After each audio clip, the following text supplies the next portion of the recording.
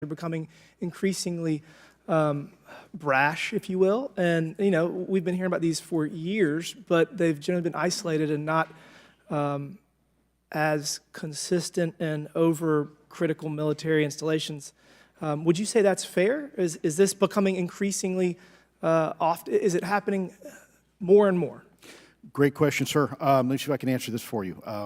Certainly, there seems to be some indication that they're being provocative, meaning that they're, in some cases, literally splitting aircraft formations right down the middle. So that's an air safety issue.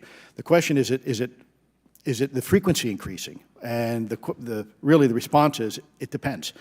Yes, it's possible that there is an increase in frequency, but it's also possible that there's heightened awareness now, and there's also more pervasiveness of technology out there that's collecting this information and that can record this information. So we're not quite sure yet if it's actually an increase in numbers of these events, or is it that we have better equipment now that to record these things, and we have a better ability, if you will, to analyze these things. And that's my next question.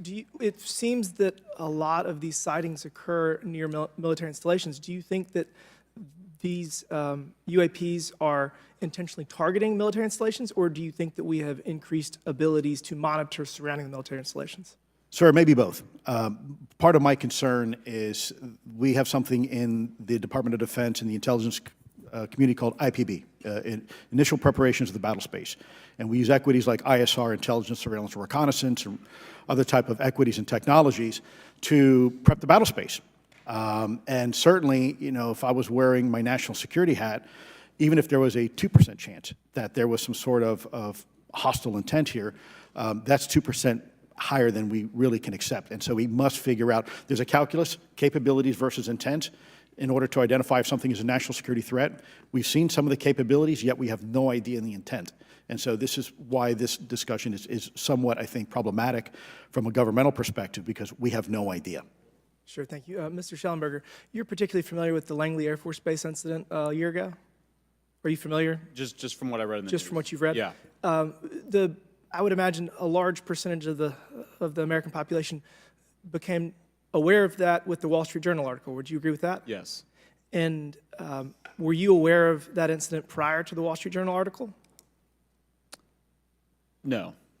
To the rest of the panel, was the Wall Street Journal article the first time that y'all were made aware of what was essentially an over 2-week UAP frenzy over Langley Air Force Base? Were y'all aware of this prior to the Wall Street Journal article? Anybody, show of hands. Yes, sir. Dr. Gallaudet, could you give me how did you become aware of it? Well, a colleague of mine who I referenced previously, Chris Mellon, he wrote an extensive article about this, that there were other incursions of drones over Langley before this, as well as many, many military installations over the last 5 decades.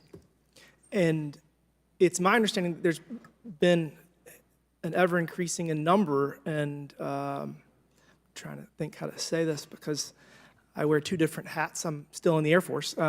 So, I mean, it seems that they're becoming increasingly brash, and the question that we really have to figure out is it China or is it non-human? And I think that's the biggest question the American people want to know. If it's China, it's scary because they have a lot of technology that we cannot explain. And if it's non-human, that's scary because we don't know the intent. Would you say that's fair?